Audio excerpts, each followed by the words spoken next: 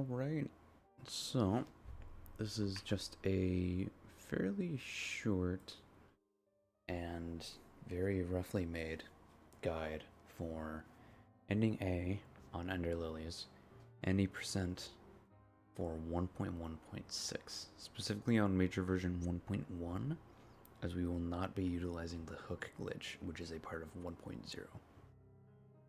So, first thing is always just make sure you are using live split to make that empty save file. Skips the intro cutscene, saves about, I don't know, 3 to 5 seconds depending on how you skip it.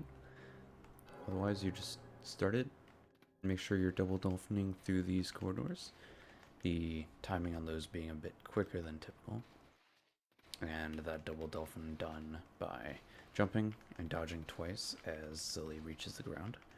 The height does differ depending on the height she is falling from, but is otherwise the same. The other one is just jump and then dodging at the almost the exact same time. Just make sure to jump first and then a frame or two later doing the dive. And some prayer canceling there. When grabbing a ledge, you can start a prayer to heal and then immediately jump or dive out of it. Makes all the ledges a little faster. And since we do have two spirit slots, we do swap between them and every time we dodge as Lily, as it does save about 150 milliseconds every time. It just cuts off some of that ending lag. So whenever you're just hitting the ground with a dive, make sure you're weapon canceling. Even if it's in a boss fight, you'll still recover faster. Make sure to get under that slug, otherwise he will hit you away from your timing. Using double dolphin there can actually, it does have longer invincibility frames, so it'll get you past groups of enemies like that in the more weird scenarios. Following the pillar here to open the lever. Otherwise, it's just more double dolphin and regular dives. Bit of prayer canceling there. Ending that final prayer cancel with a jump dive. I don't know the name for that one, just a jump.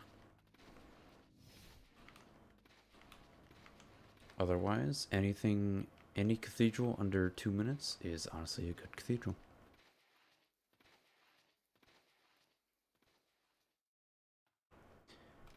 Make sure to stand still for half a second there when starting Secret's fight to make sure that she jumps, as she will always do this tech you can stun her out of. And the extra hit there was not ideal there.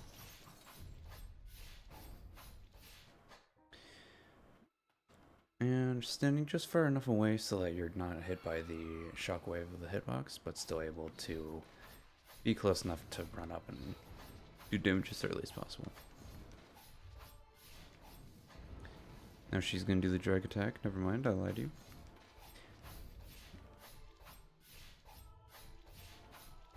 I might not get to show that off here.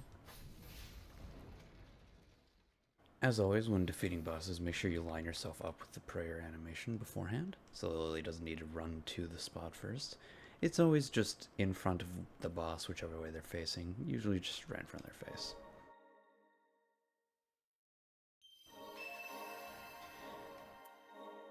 Otherwise, we now have the jumbo jump, and we're just gonna keep moving. Skipping that bench, as you can equip Secret, but ultimately you do lose some seconds doing so. Even though you can save the time by using her for traversal, ultimately it's not quite worth it.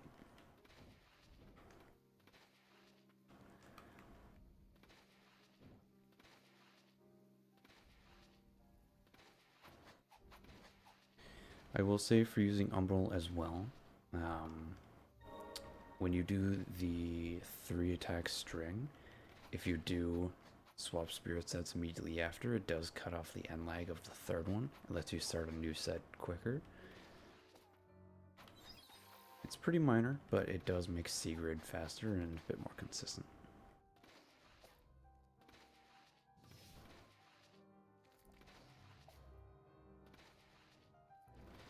You kind of get used to these rooms as you go, but these jumps can be a little tricky at first.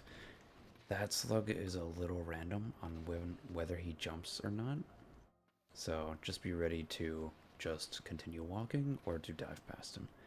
You kind of just look for that orange flare and you know he's going to jump.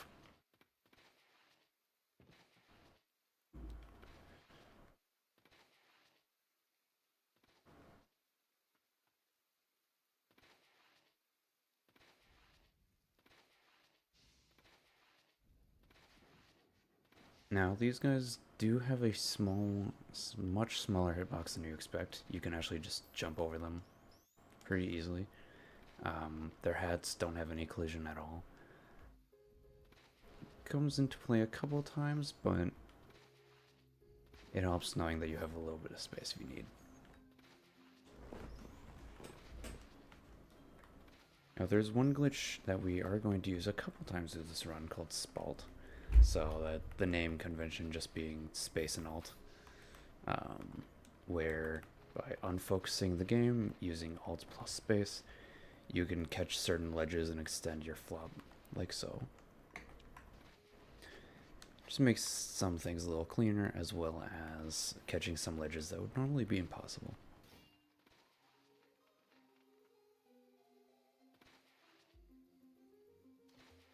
We are going to grab the bench here to equip Secret. Technically, if you do play on a game where you don't have any New Game Plus save files, then you do have a couple less menu screens. So it does save you like maybe a second of menuing if you delete all of your game files and have 0 save files before this.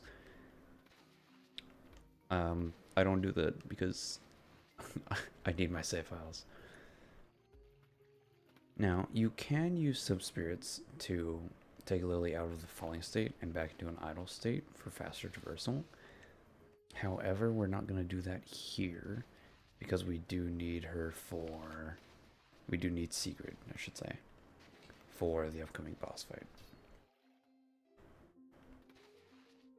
So, we lose a little bit of time on traversal, but it means that we don't have to hit that bench that we just passed. I am going to use one Secret here to break these pots, just see if we can get some blight.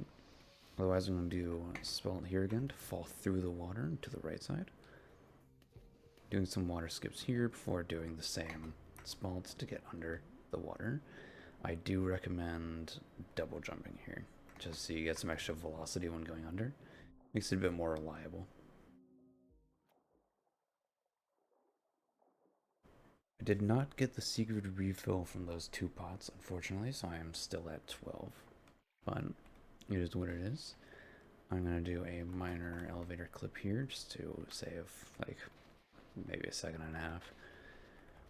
All that is just while you're falling, if any elevator is moving up towards you, you're able to clip past it as if you weren't there.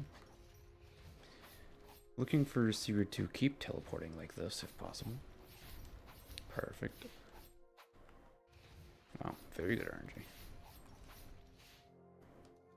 I'm just going to tank the damage here.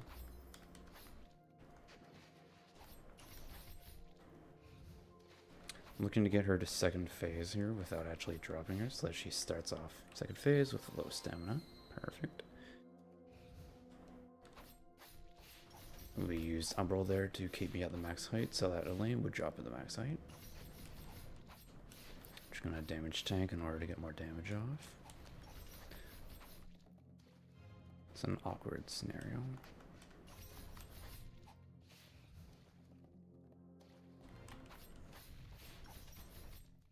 Did not get her to low enough stamina. If she did have, if I was able to get more optimal damage, I'd be able to drop her right now and skip this long animation and get more damage, but, you know, it is what it is. I'm gonna see if we can get the drop here. Not ideal, but definitely not bad by any means. I ate more damage there than I wanted to, but it is what it is. She's going to do her third phase attack again, which is unfortunate. You kind of get used to dodging that as you go. So I did want to specify for this part where Umbral has a 3-hit attack chain. Of those 3 hits, the first one, the swing does have a smaller hitbox where it is lower vertically. So with this first swing, it does miss a lane, but I know the second and third one will hit. Oftentimes, it's better to stay on the ground and just hit her with the second and third attack. It'll deal more stamina damage than just staying in the air and hitting her 3 times. Obviously, if you're wanting to do just health bar damage and not stamina, you can do the aerial hits, and we do that frequently. But a lot of times it's better to just miss that first swing and hit the second and third. So that's why you'll see me swing here. Even though she is low health, I probably could have just killed her with the first hit in the air.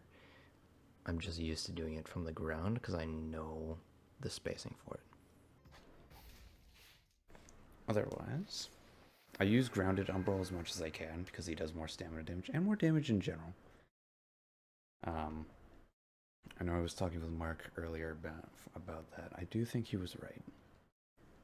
That Umbral just does more damage if you're on the ground.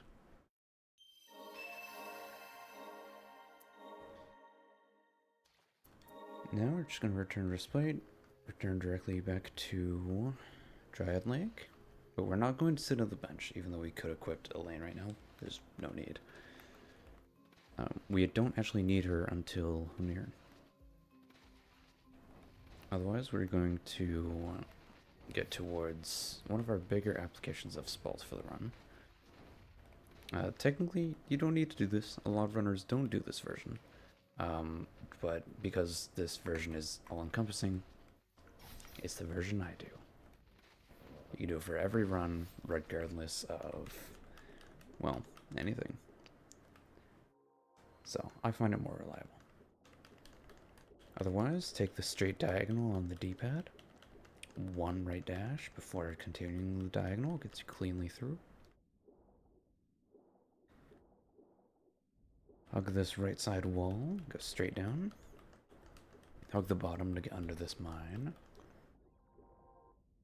This wall again, and then you're once again going to hug the bottom here, see if we can squeeze into this mine. Perfect. It's always a little iffy on if you'll get hit by that one or not. Stay on the bottom here, and you'll cleanly go by these mines. We did get holding hand mines this time. They're not always touching like that, but they like to be a romantic pair sometimes. Take a clean line through the mines. Go diagonal down here, hug the wall to go straight down, and you'll dodge the bottom one there. Otherwise, you're off to the races. Look at that.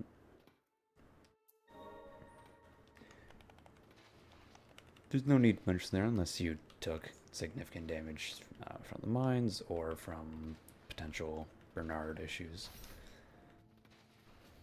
Otherwise, just moving through here, trying to take as little damage as possible. Saving Secret for this jump to be able to break those pots. Falling for a bit before jumping. And throwing a grounded Secret there to break more pots. And using a mix of double dolphins and regular dives, just depending on the corridor height. Falling down with a fairly precise sub-spirit to get the straight fall. It's much more precise than you expect. Otherwise, we're going to take this elevator, which is significantly worse if you're playing the 1.0 version, because the executioners will actually take the elevator with you, and it is a mess, and I don't want to talk about it. I have bad memories with that elevator. I do take that upper platform. It helps make this a bit more reliable. The assassins, the ones that dodge, that like kind of dash along their end, they can be hard to avoid, especially in an area with a low ceiling. So I always try to avoid them whenever possible. Drop a secret to break all those pots before just continuing past. I'm going to double dolphin here to try to avoid the assassin. I did dodge too early, unfortunately. Otherwise, we're cruising. using more Sigrid to reset Lily and breakpots.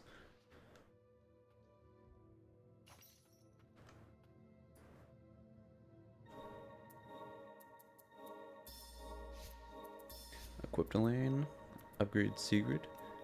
It is always a little iffy on if you'll be able to get that second upgrade. Luckily we did. Now, technically, you can do this without upgrading Sigrid at all. I always upgrade Sigrid just out of habit and preference. Otherwise, we're pushing Honir to the edge of the arena because he will always jump away from you until he reaches the edge of the arena, in which case he will jump above you. And that is the case in which where you want to drop him, just like that. Bosses take a lot of fall damage, and that's what we want, so. I'm gonna do the other side of him to make him jump the other way, because he was closer to this side of the arena. Got too close to him there, so he jumped immediately afterwards. I'm gonna keep this Executioner alive, so I can kill him at the start of this phase, so that he's not in the way. The other one teleported away, thankfully. Just waiting for Honir to jump here. Ooh, he's not. That's unfortunate timing. Ooh, that's not great. Tried to use Sigrid there to get an extra little hit on him. This Executioner is really being in the way here.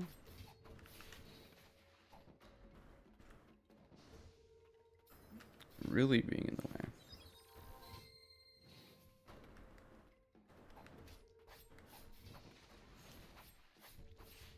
Wow.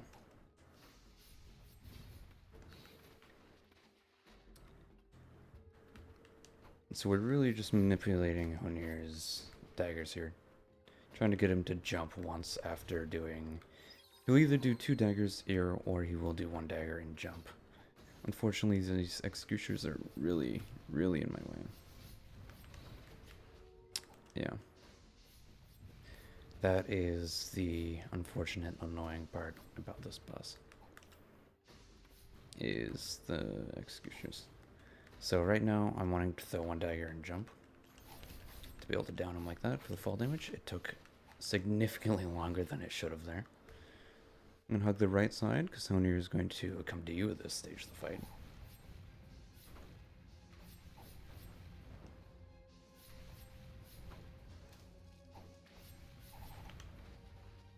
Yeah, he likes to jump twice when he does that.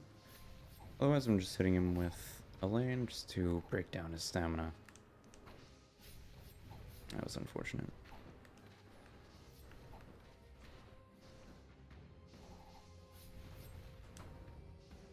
I'm gonna hit him twice. Hit him with Sigrid in order to down him. I went to the right side so that he would jump over me. I'm gonna drop Sigrid there. Hope he stays on top of her. He did not.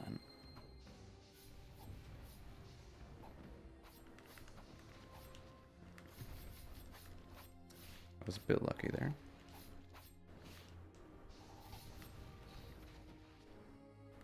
I was really hoping he'd jump again, but he's just making this slower for me.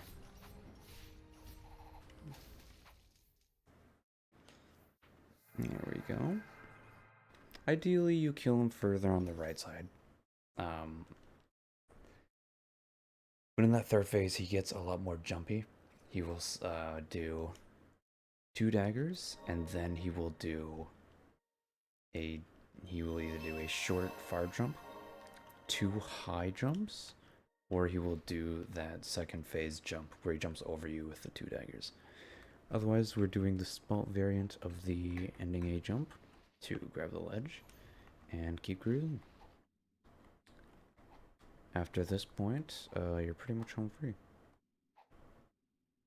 Unfortunately, not a PB here, and about 2 minutes off world record. Shows you kind of just how crazy that record is. But it's the basics of the run with playing plenty of things that I missed and probably did not describe well as I focused on the Honir boss. But Otherwise, to make sure to always show the time on the save file afterwards to make it verifiable. Other than that, that is ending A 90% for Ender Lilies. 1758.